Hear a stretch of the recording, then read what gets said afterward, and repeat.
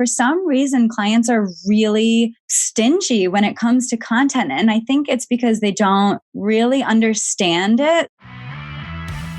Welcome to Honest Ecommerce, where we're dedicated to cutting through the BS and finding actionable advice for online store owners. I'm your host, Chase Clymer, and I believe running an online business does not have to be complicated or a guessing game. If you're struggling with scaling your sales, Electric Eye is here to help. To apply to work with us, visit electriceye.io/connect to learn more. Now let's get on with the show.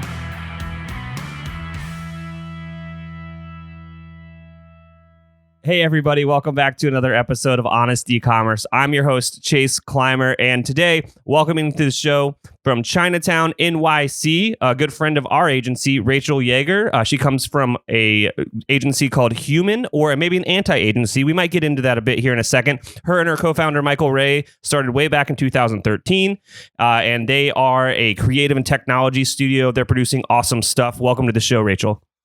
Thanks for having me, Chase. I'm so excited to talk with you. Oh, yes. We've been talking already for like 10 minutes before this. We've got a good groove going. I know. I was kind of nervous I wouldn't say enough. And then I just found myself really opening up to you. So I'm excited to be here. I mean, we're just, I don't know, we're like essentially the same agencies in different cities.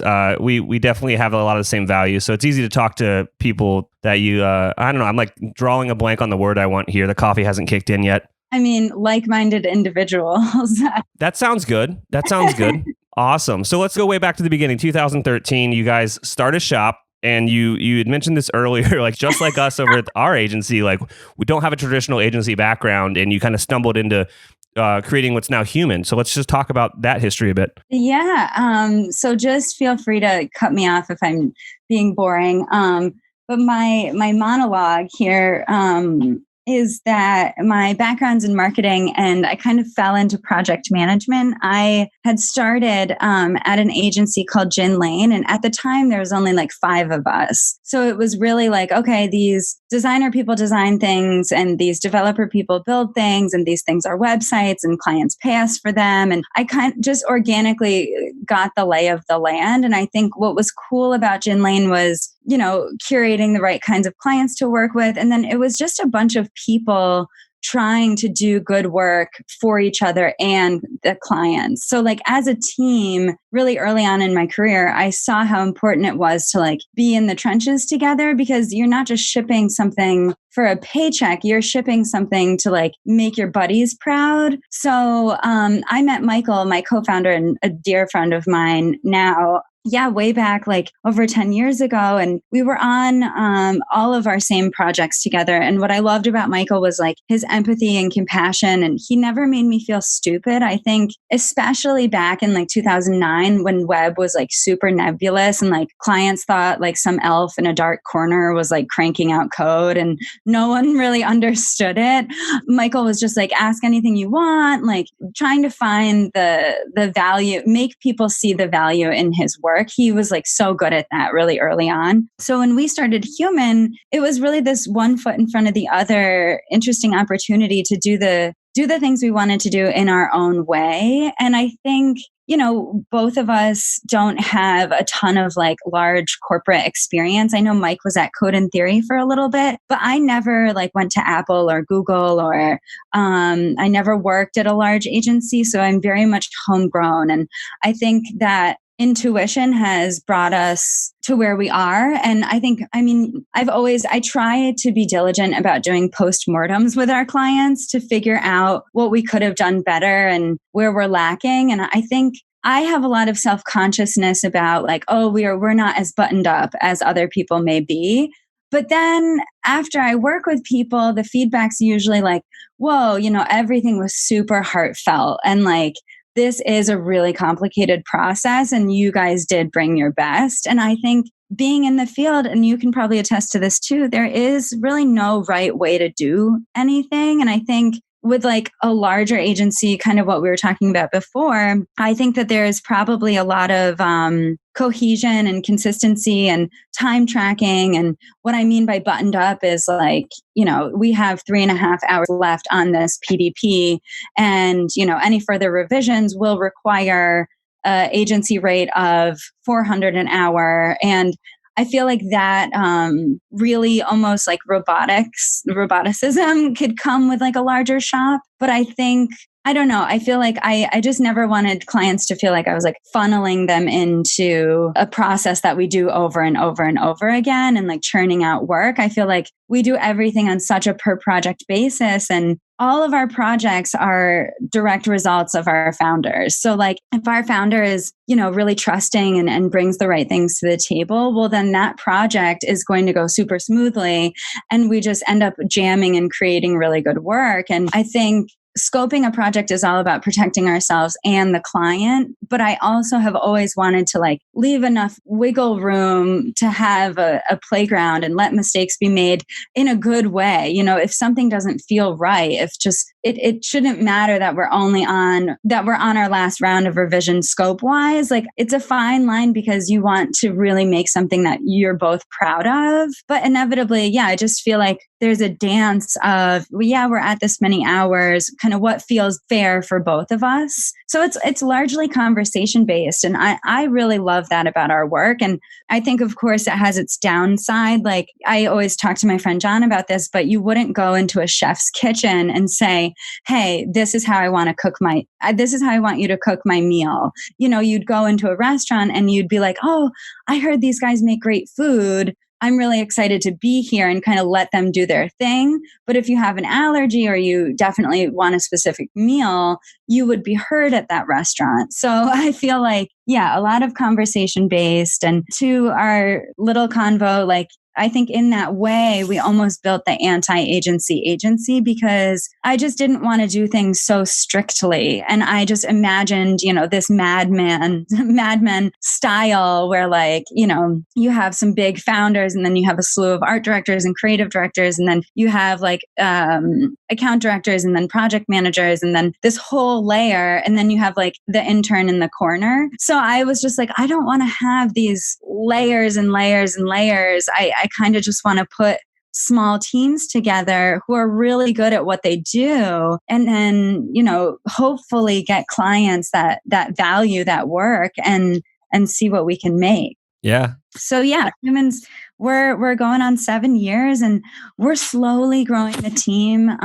Knock on wood, we've kept the whole team intact. And I think I don't want to jinx myself in that sense, but like Sasha is a designer developer and we've worked together for over 6 years. He was there with Mike and I since day one. And then Rinaldi, we've worked together for over 3 years. And then Pam's been there for 2 years, and Raleigh, and we just hired another designer. And I think another thing we're trying to do really differently is not only keep our team small, but just like be really, really careful about hiring instead of seeing a project come in and then hire because, this project would afford us to. It's more like we don't try to hire. We really it's like we never think about hiring, and we never, I think in that way, it's just allowed us to build a really, really good team because it's not something that we put a lot of emphasis on. It's almost like, we may put out a site at some point. I think about it a lot, but we've never had a website because we never wanted those traditional case studies and people pointing to things on our site being like, oh, I want that. And then it's like, well, you can't have that because that's another person's. Yeah. And I think that showing your work too much boxes you in. And I think something that I was talking to my friends, Grace and Rob, they have a studio called Decade. They do really, really great branding work. But I think what's also important for clients to understand is when you're on the internet and you see something, there was probably a bunch of different people that worked on that. And I think it's really important to clearly articulate what portions of which project you had a hand in. Now we're more like a holistic studio and we do cover a lot of moving parts. But I think I just didn't want to list we dropped the new Stojo site, because for Stojo, we only did the rebrand, the art direction, the content creation. And then our friends Sam and Kevin did the design and the development. So I think, giving credit in our industry and community is really important. And anyways, monologue aside, what else do we have, Chase? Oh, no. I was taking notes the whole time for follow-up questions, so it's great. So kind of what we talked about before this a little bit was just talking about how the process might work if you're a small business, and you've got your initial traction. Obviously, over on our side, we do a lot of work in e-commerce. I know that you guys do some work in e-commerce as well. So one thing that you mentioned is kind of like the process is a little bit wild on some of these projects because there's a lot of moving parts. And that's something that we find all the time with these e-commerce projects is e-commerce is probably the most difficult website to build other than like some crazy custom SaaS product. You know what I mean? It's like you have to be agile to make these things work. Yeah, I feel like I'm working on embracing that. Like I was so hard on myself for like years about being like, we have to figure out a process. We need to have a formula. Like there needs to be a flow and the right way to do things. And, everyone throws around best in class. We want a best in class. It's in our scope. We create best in class. And now I'm trying to think like, what does that mean? Because there's really like, I think now because ecom sites especially, but like the internet is now a best in class world. Like it's not really novelty. Like the internet is just another world to build internet homes on. Like the internet is now everyone's figured it out. Like you can use the Universe app, you can use Webflow, like you can drop a proof of concept on your own. And like, I think it's exciting because like where we sit now is like doing things differently. Like, why does the mini cart have to slide out from the right-hand side just because it always has? Or like right now I'm having conversations with clients that are like, generally a homepage has 7 to 9 sections and they flow as in like intro to the brand, value propositions, product introductions, how it works, reviews, testimonials, and then maybe like a jump to our ingredients page or secondary supporting editorial. Like I feel like we now actually know the gist of quote unquote like good ecom. And now I think it's the coolest, best, most innovative, like thoughtful stuff out there doesn't follow that anymore. I think it's actually looking at the client and the brand and the product and saying, okay, well, who's the end user and like, what do they need to know and how can we make this journey? Because we all know what we're doing now, especially for them. Like, I think the next wave of stuff shouldn't look so similar to what's already out there. And I think there is validity in doing things a certain way. Like you want people to be able to check out easily. So there is a sticky nav that says get started or buy now, which makes sense. Like I'm not totally trying to go against the grain and be crazy, but I think we're finding this new excitement in, do we have to do things the way that we've always done them? And I think that's really special. Yeah. Let's be honest today, all of your customers are going to have questions. And what are you doing to manage all those questions? Do you have a help desk for your business? One of our sponsors of today's episode is Gorgias, and Gorgias is the #1 rated help desk for e-commerce. It integrates seamlessly with Shopify. We have installed it on a bunch of stores. It's also used by brands like Movement and Rothy's. And what it does is it takes all of your customer insights and information, brings it into one amazing dashboard so you can solve their problem as quickly as possible. If you want to give Gorgias a try, visit gorgias.link/honest. That's GORGIAS.link/HONEST to get your second month free. I would argue that what you're saying, like going against the grain and, essentially going more into a design-oriented e-commerce experience, that definitely works, but you have to have a brand that supports it. If you're a new brand, you don't have much existing sales, the further you go against the typical e-commerce journey, I would argue is probably being detrimental to the growth of your brand at that point. But like once you've got like sales going and you've got a community behind you and your brand is really solid, then you can start to take some risks, and those risks sometimes pay off. Yeah, definitely. And I think it is about figuring out what your client needs and when, because we're in this like whole headless CMS world right now, but clients a lot of times don't have an in-house dev team. And we really try not to have any retainer or any maintenance clients because we want to build something that we can then go empower the client to manage and run and update and utilize themselves. Like we place a lot of emphasis internally on like making things as editable as possible so clients aren't so beholden to us. So I do think there is that fine line of like, let's do something, really authentic to this brand, but let's be responsible about it and make sure that they can maintain it. And I do think, a lot of clients, if they're coming to us maybe for an ecom portion of the project, like I think 3 months is a really good sweet spot of being like, we're going to spend 4 to 5 weeks cranking out a homepage, a shop all page, a product page, a mini cart, a cart page, an about page, an FAQ page. And we can do that easily together. I think something that I want to talk to clients about more and incredibly like way earlier that I'm trying to work on doing is like also the content, like what came first, the content or the website. And I think a lot of clients, they're not lazy, but they're like, oh, well, we don't know what to create until it's designed. And I'm trying to make people more aware of like what we design depends on the story that we're telling.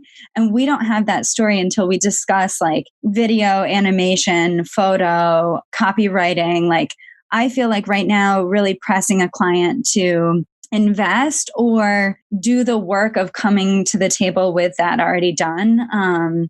Also will drive what the entire experience looks like. Oh, yeah. Because, if they have money for like some really cool animations and like, we might get fancy on the front end. But if we really are only working with like a slew of product photography and then, limited copy, well, then that's going to be more straightforward. Yeah.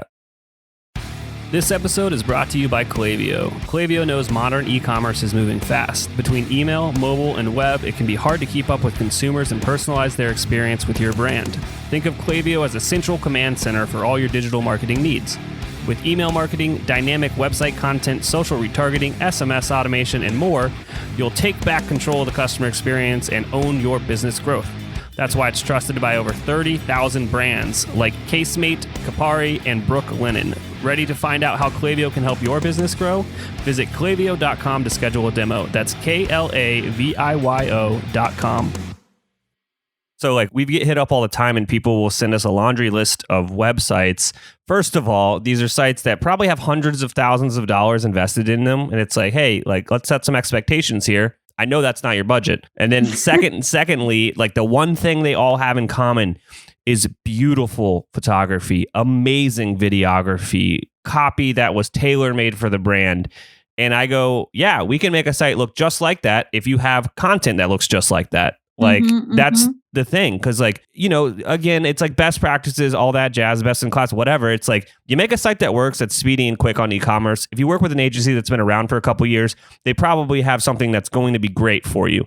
But what's going to separate a good looking site from a bad looking site is going to come down to the content at that point. Yeah, that's exactly what I'm saying. I mean, it would be interesting actually to break apart. I mean, I try to do it in my early conversations, like, here are all of the components that here's the ingredients to making a really good brand and business. And I try to explain even the ops, logistics, marketing, the engine that's going to keep running, and then down to communicating the vision and investing in photo and video. For some reason, clients are really stingy when it comes to content. And I think it's because they don't really understand it. So yeah, having those conversations around you really like this site. Look how amazing their content is. So let me break apart content for you. They probably worked with a world-class, or best in class, whatever, a really, really good art director to communicate that ownable and recognizable style for that brand.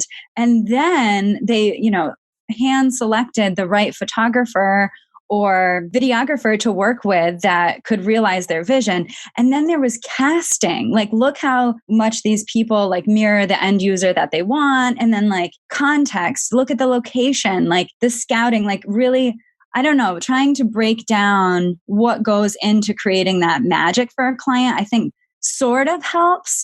I think I also I can overwhelm clients by being too this is everything that goes into this. And then they're like, oh, well, we only have $20,000. And I'm like, I think it could be interesting to publish something one day if we could like get the forces together. That's like, this is this case study and like, this is truly the amount it cost. And these were like all the things that went into it, just so clients could really understand like, oh, that's why that cost $100K. Here's what it's built on. Here's the team that worked on it. And here's everything that went into it. Because the more clients understand, I think the more they will invest. I've also heard from clients that right now they feel like they are getting quoted really high. So they also sometimes like a couple of them were like, oh, we came to you with a lower number because we've gotten such high quotes. We just didn't want to like have the wool pulled over our eyes kind of thing. And I was like, I think the whole negotiating side of our work is also really complicated because, you know, you can look on Stocksy, you can make a 20K site. Like I'm not saying that's not possible by any means. You can make a beautiful 20K site. Like, but I think like pricing things so it's fair enough where like our team has payroll and an office and I, you know, am not charging too much, but charging enough where you can work with the right people and like get that really cool photographer that's going to make us look different. Yeah, I think, I don't know, Chase, have you run into that? Just like really communicating. It's during we like have an not onboarding brief. This is even before a proposal is sent. We have a brief form and it has a question in there verbatim says, do you have in the pipeline like will you be producing content for this project? And then like, if so, where is it? Like, let me see like what's going on. It's like, yeah, right first from the get-go. And then I start talking about that. And you know what, as you were talking about getting the forces together, talking about the like the investment that goes into these amazing websites, like all these D2C brands that are now getting VC backed. It's like the investments behind those things are insane. I would love to pull some of these brands apart in a sense of like, let's just recreate those websites with garbage content and show people the difference. I mean, we used to say it at Gin Lane and I still say it to clients today is like, websites are just gray boxes without content. So like, and that's interesting too, how responsive some clients are versus others over on wireframing, because some clients can really walk you through, oh, here's like the intent of each section. And then I want to be able to talk about this and I want to show that. And other clients are like, I cannot imagine this thing until we start having some like swipe or placeholder imagery. So maybe that also comes from, again, back to the thesis of websites are kind of a reflection of their founders. It's really about like how much that founder can bring into the project if they've got that vision or if they're going to trust us to establish that vision, I think. Oh, yeah. So I do want to go back to before you were saying like, you know, it's some people kind of push back against content and investing in content because they can't, it's not easy to draw a straight line between content and ROI. Just like investing in brand, it's hard for people to draw that line in their head. But if you're like, Facebook ads get 5 times ROI, they're like, cool, I'm going to dump all my money there. And then they don't realize that they're actually burning money because they haven't made those investments in those other 2 avenues to like make people actually care. Yeah, exactly. And I'm like, well, what are you placing those? What do those Facebook ads look like? Like you still need assets there. And I feel bad because I was talking to a strategist and copywriter and a dear friend of mine that we work with frequently, Emma. Sometimes it's like, because a client knows that they themselves can type on a keyboard, they like don't place value on copywriting because they're like, oh, I can do it. But then when push comes to shove and we're like, hey, could we get a first pass at homepage copy? They're like, no, could you write it? And I'm like, this is the convo that we were having when we were scoping this, you know, because I think like, or they'll say like, oh, I have a friend that can take photos for me. And I'm like, that's all well and good. But like, you know, your friend who takes cool photos of their baby or like a squirrel in the yard is not the right person for this project. So I think, it's sussing out that content convo is my new, like, I don't know, goal. You gotta put it on the list of questions that you ask during those calls. Just typing on a keyboard, I can do it myself. I wrote the copy for the new Electric Eye site. It took me 3 months and over 40 hours of my time to do it. Yeah. I'm not a copywriter by trade, but I really wanted to get across what the agency does, and it took me forever. And now we're like investing in the Honest Ecommerce site, and there's going to be some cool stuff coming out. Maybe it'll be out by the time this podcast launches. And I just immediately hired someone. Yeah. And I think there has to be synergy. At Human, I always directly introduce, I think a selling point of ours is you will work with the team that we've curated for you. So I will ensure there's synergy between that copywriter and the client. Because if there's not, I don't want to force them to work together. And I think that's a cool thing about us is we'll hand pick the right team we always say the right people on the right projects on the right platforms. And I think that does go a long way, because if a client works with an art director and they're really excited about their vision, then they will be more trusting when that art director says, we're going to work with this photographer and they have an 8K day rate and they need 2 assistants and, we charge a production fee. It makes those conversations easier, I think, once a client gets to know the team member. But yeah, what came first, the content or the website? I think the content convo at least. Yeah. Want to get each new episode of Honest Ecommerce sent straight to your phone? Join our VIP texting list for updates on new episodes and exclusive deals from our partners. Text Honest VIP, that's HONEST VIP, to 72599 to join. By the way, we're powering our text messages with Postscript, the #1 text message marketing app for Shopify stores. Check out the show notes for a link to install Postscript for free today. It's a chicken or the egg situation. So let's kind of shift gears here and kind of give some advice to the listeners. If they want to be a good client, if they want to have a good project, they want to have a good experience with their agency partner, what do those clients have in common? This is my dream question, and I'm finding it so hard to answer. I think recently I'll think of a specific client, and I don't think she'd mind my naming her, but the founder of Base. It's an at-home blood and saliva testing kit. Anyways, let's take her for example. She was extraordinarily trusting and really decisive. So I think being respectful in the sense that you don't want to waste your agency's time. It's okay to not know what you don't know. That's why we're here, is because we build websites and you make this incredible product. So we're coming together to make a home for it and make other people fall in love with it. And I totally respect that when clients are I'm not a designer or a developer. And I'm I'm not either. So we're in this together and we're really excited to make something awesome for you. But I think a lot of just respect. And I think, again, with the restaurant analogy, you wouldn't go in somewhere and then say hey, I want to try everything on your menu. And, did you ever think about putting sage in the spaghetti? And instead of rye bread, do you think you could go build me a sourdough? I think sometimes clients don't realize just how off the wall they're being. And I'm you would never do this in any other industry. And I think because they don't sit, it would be a client's dream to sit right next to the designer and write. Oh my gosh. Sometimes I am guilty. Mike and Pam, our designer, and Sash probably are I am really guilty of this.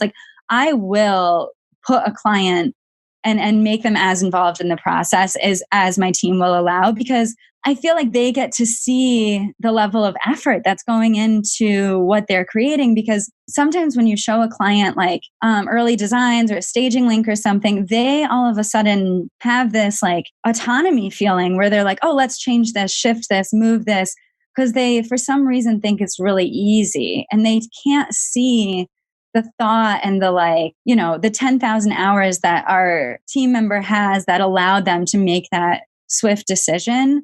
So anyways, I think clients that are really trusting and really appreciative and really decisive, where they can come in, they can, order from the menu like an adult, they can appreciate the meal, they can have like good conversations. And this level of like awareness is just so helpful. And I think it's like, we're a custom shop, but we're also experts at what we do. So you can't just tell us what to do. I think, Chase, you've probably seen this, but there's this meme or like image that was floating around that was like, we build you a website, $10,000. You design and build your own website, $100,000. Yeah. Because it's like when a client is so hands-on, it can be such a detriment. And I think, anyways, trust, healthy conversations. I think, like I said, like bringing the right things to the table, I think that's like a helpful, attitude. Like I'll try to always think of how we can set our clients up for success, like reminding them like, hey guys, could you just make sure all consolidated feedback is aggregated for Tuesday, because we're going to review it together and then we're going to present the next round. And we don't want to take like 10 steps forward and like 20 steps backwards or whatever that saying is. So I do try to have empathy and I do try to think, okay, if they don't know this industry, what do they need to know to be able to work with us really well? But I think as human beings, like the best clients are just like, they're hyped to work with you. And that really like flows through the project because they're able to say like, oh, cool, I never thought about red. Let's go with it. And then they'll stick with their decision. They'll see it through. And it just kind of feels like we're all in this together. And I don't know. I feel like sometimes clients feel like they need to make it harder than it has to be. Like it doesn't need to be like super serious. And like sometimes there can just be this energy in the room. And I'm like, this is also supposed to be really fun. Like you're paying a good amount of money to create this digital product. And, if we're not having fun, what are we all doing here? So mine's more emotional in that sense where like, I just want to work with the right team. And I think clients understanding where they're asking for too much, where they're taking advantage. Like, I think it would be helpful for clients to really refer to the scope and really talk to us about what they're getting and what can be expected. If I don't know something, it's like, how can I hold this tennis racket? Like asking questions. I think clients should ask way more questions about how they can help us during the project. Because it's not just like handing us a bunch of money in a bag and then we're shipping a website. It is such an intimate relationship for like 3 to 6 to 8 months. Very collaborative. Yeah. Awesome. So if people are picking up what you're putting down, how do they get a hold of you? It's so interesting. It's like the luckiest thing in the world. I think like true good marketing is that word of mouth. And that's how we've built our business. I remember like very early on, Michael was like, let's not talk shit. And let's always remember there's more than enough work to go around for everyone. Because I think in our industry, it can be really competitive. It's like, oh, Red Antler did that branding, or like, oh, did you see this site drop? Like there's such like the design, Twitter, ego stuff happening all the time. And I think we were just like, hey, we're two human beings that like working together. We'd be lucky if we got some clients. And I think we've just really snowballed in the best way year after year, getting better and better and better. Like I remember we were working with Rebecca Joe like 4 to 5 years ago. And we seriously like got to work with Care of, we got to work with Diane von Furstenberg, and then we got to work with Sustain Natural, like back to back, 3 amazing clients. And I was like, oh, this is like a pivotal moment. It's really exciting for us. And so yeah, word of mouth. I feel like what happens, or what usually the story is like someone saw our work and then they were friends with whomever on the client team. And they were like, oh, who did your launch site? And they'll be like, oh, Human. You can email info@Human or Rachel@Human. And usually it's just that like really organic, someone that's worked with us before kind of story, which is pretty cool. I think that's another reason why we haven't put in effort into our own website, is because I'm like, man, we're so lucky to have enough work always that like we don't have a lull to go work on our own site. So I think that's kind of nice. And then I also like the word of mouth because it's almost like a filter, because I know that like, oh, someone that, again, the trust just seems to be everything. So obviously someone is going to trust that we'll do a good job because, we were essentially set up on a date through a mutual friend. So I think that, knock on wood, works really well for us. Oh, absolutely. I can't agree anymore. Referrals are definitely the lifeblood of most service businesses. That's amazing, Rachel. Thanks so much for coming on the show. Is there anything I forgot to ask you that you want to leave before we go? Oh my gosh. I could talk to you forever. No, I'm, we also do Like Minds camp. So hopefully that'll be up and running. I think the question I get most often is like, what things outside of human are we working on? So Like Minds is definitely one of those things that we do. But yeah, that was about it. Chase, this was awesome. I want to interview you now. Oh gosh, next time we'll flip the script. I'll link to Like Minds and all the other cool stuff that you sent over to me in the show notes. Thank you so much. Oh, I hope you have a good one. I cannot thank our guests enough for coming on the show and sharing their journey and knowledge with us today. We've got a lot to think about and potentially add into our businesses. Links and more information will be available in the show notes as well. If anything in this podcast resonated with you and your business, feel free to reach out and learn more at electriceye.io/connect. Also, make sure you subscribe and leave an amazing review. Thank you.